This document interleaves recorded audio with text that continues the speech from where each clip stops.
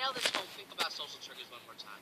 All it really was a clever blend of psychology, which is a huge topic, of marketing, huge topic, conversion testing, huge topic. These three in combination created something new. This new idea. Three huge topics. So here's what I want you to remember, and this is a tweetable too. It's not about finding unique ingredients. It's about finding a unique recipe. So if you're trying to figure out what your niche is, it's not about finding that unique idea that's going to make or break you. It's about finding that unique combination of existing ideas. This is what chefs do. You know, put me in the room with one of those iron chefs with the same ingredients, my food would definitely be better than his. No, I'd probably burn down the house actually. But same ingredients, combine them in a different way, get a new unique recipe. That's how you do this niche thing.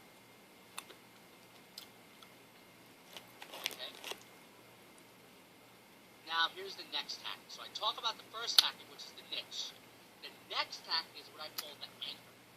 The anchor. This is actually one of my favorite tactics. I use this all the time.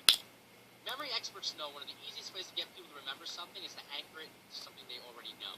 That way, whenever that anchor makes an appearance in their lives, they can't help but think about it.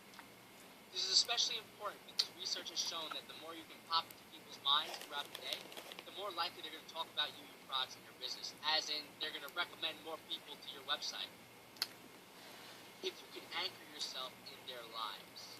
Now, how does this work when it comes to blog? How do you think it might work? Take a look at this. What do you think is going on right here? Other than me doing a cool move with my hands. James says magic tricks. No magic tricks. Here's one of my techniques. I call this the drafting technique. Alright? I named it the drafting technique. It's all about how to land major press by drafting. Drafting is in racing. Racing is one of the most watched sports in the world. Like NASCAR, I don't understand it, but it's one of the most watched sports. I think, let's say there's 5 million people who watch NASCAR. There's another 4 people who watch bike racing, and another 2 people that watch like ice skating racing. But drafting is done in all these different sports. I connected this idea of drafting to getting press. So now, knowing that racing is one of the most popular sports in the world, if they're watching a race and they know who I am, they see someone drafting, they're gonna be hard pressed to not remember the drafting technique. Because I'm anchoring it to this idea of racing. I'm anchoring myself in their daily lives. Does this make sense?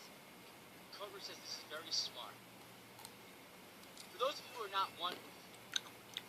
wondering, drafting is when you slip into, to learn more about this, I suggest you Google it, but here's how it works. You essentially find, when someone's in first place, someone goes in second place, and they're like about to rear end that person. They're real close. Why do they do that? The person in first place is breaking all the air friction, and the person in second place is able to maintain speed while expending less energy.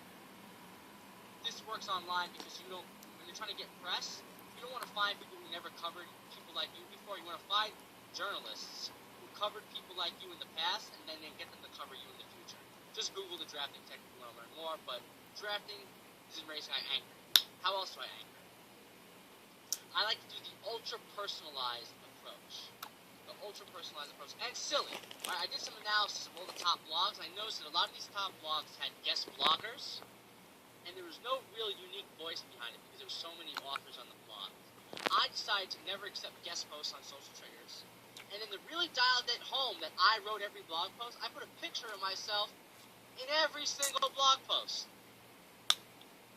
You might think that's narcissism. Well, you'd be right.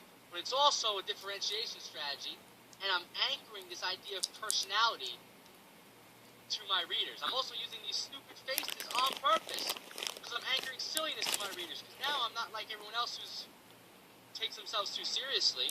It's about taking myself not too seriously, being the fun, personal blog that people want to connect with. And this is part of why Social Triggers has started to take off so quickly. If you actually look at the site, I have one of those active communities again, because I believe I'm taking this different approach. I'm anchoring silliness and ease of use in people's heads. Emily says she loves it. And I swear it's not a narcissism thing, even though I do drink out of a glass with my own picture on it. That's actually a real mug. I got 3 of them. I only drink out of mugs with my face on it. That said, when I conducted research, as I said, when blogs had too many guest authors and no unique voice, and they were too serious, I anchored silliness, personalization, and social triggers, and now people remember me for it. Check this out. Here's what else I did. Back when I started Social Triggers, I analyzed the top blogs. I realized there was a lot of magazine layouts, a lot of busy designs, a lot of colors, a lot of red, all this different stuff. So I decided to make my design completely bare white with purple. Nobody was using purple, and nobody was using completely white. I made my blog design minimalistic, and then I anchored that with social triggers. Minimalism is social triggers, as is the feature box at the top, as you can see. The feature box is social triggers. I'm anchoring my design, I'm anchoring the images in my blog posts, I'm anchoring my concepts that I share with people. Do you see how this works? I kind of told you, James says I'd hate to see your bedroom. James, there's only one picture in my bedroom, and it's of me. I'm actually in a Teenage Mutant Ninja Turtle uniform as an oil painting. No, it's not, but I would love to have that. I'm anchoring. Remember how I told you I was a marketing puppet master and I could teach you this? Do you see all these different little things that I implement as ways to differentiate and to be remembered?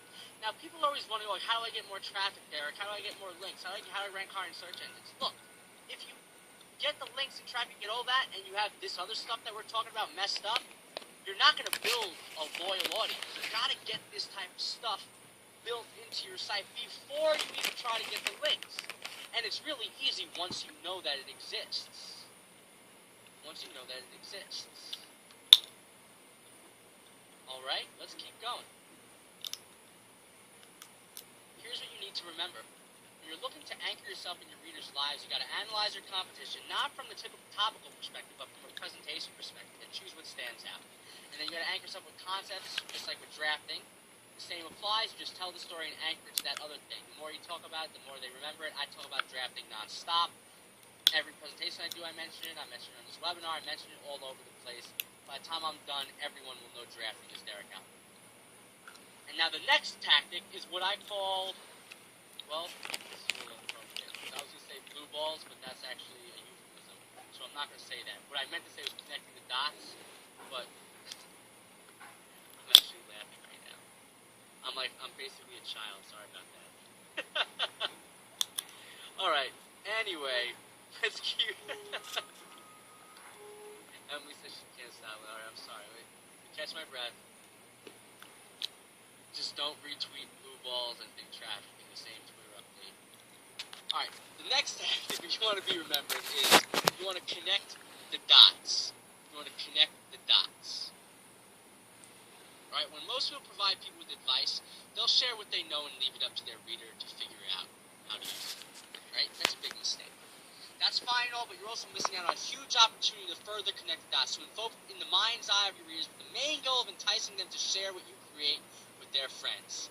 Alright, just think about this. When you get to the bottom of a blog post, people usually say, if you like this article, share it with your friend. Have you heard that before? Yes? Yes. That's a mistake. I like to take a different approach. This is one of my most popular videos on social triggers, a dumb pricing mistake. Got like 17,000 views or so. At the end of this video, I don't say, if you like this video, share it. I say, do you have a friend who's making the same pricing mistake? If they hear that line, they stop what they're doing. They think, wait, do I? Yes? No. Yeah. Yes, I do. I do have a friend that makes a mistake. Share this video with them to help them stop losing out on money. You might be saving them. Do you think they share that? When I first released this video, it did about 10,000 views in like 7 days or so. It went on to generate another 7,000 views in just a couple of months, or 5,000 views. I don't know the exact numbers. It got a lot of the views in the beginning, but it continued to get more and more traffic virally. Why? Because I'm asking people to share it. I'm asking not just if you like to share it, I'm asking to share it with a friend. You see how that works? Someone said, how do you prevent being viewed as another Gary Vaynerchuk? I don't even know what that means. So we'll have to talk about that another time. Next question. Adage also reports that they discovered that things go viral when large numbers of people share things with their small networks. Connecting the dots facilitates that sharing extremely well. Because you're not just leaving leaving it up to, so if you like to share it, you're leaving it up to them to share it. You say, do you have a friend that could benefit from this? Now it's like, oh, wait a minute, I do have a friend. And then they feel bad not sharing with their friend if they know their friend could benefit from what they just watched. You see how that works? Let me show you how connecting the dots works with getting traffic. Alright, take a look at this right here. I wrote this article a few months back. It starts off, the other day I walked into a local spa by my place and I realized how clueless people are when it comes to using the web to market their businesses. This article is about email marketing and customer loyalty. I started with the hook about a spa. Why did I do that? Because I knew I wanted to reach out to spa massage therapists and share this article with them. I started that story about the spa, one, because that means I could reach out to people who never heard of me before, like massage therapists, send them this article and they would like it. And they did like it. This went viral in the massage community. 455 likes, 420 tweets. I think I had almost 700 new opt-ins because of this particular blog post. I exchanged emails with the editor-in-chief of one of the largest massage magazines. I took some of the largest massage business tips communities. All because I wrote an article about email marketing. And in the world of the spa world, I became the email expert. Now you're going to wonder, like, what does this all have to do with connecting the dots? Let me tie this together for you. When you're thinking about your niche and the story you plan to tell people, find the story that works best for your intended audience. Here's what you need to know. Who is the intended audience and what drives them? It's not about you, it's about them. What about you, your blog, or your business will connect with them the most? Tell the story that you believe will be the bullseye for instant rapport and becoming memorable. Right, and as an example, if I'm talking to an academic researcher, I love academic research, I often speak in more academic language. I also mention new academic research that I think they'd find interesting. If I'm at I was at a private dinner hosted by Tim Ferriss in New York City, and a journalist asked me my opinion about his 4-hour chef. So I started to talk about the 4-hour chef and how I got some results from it, and I ended up being quoted in the Wall Street Journal, both in paper and online, just because I knew that the journalist was most interested in hearing that. If I'm talking to small business owners, I talk email marketing. If I'm talking to experienced marketers, I talk split tests and other advanced marketing tactics.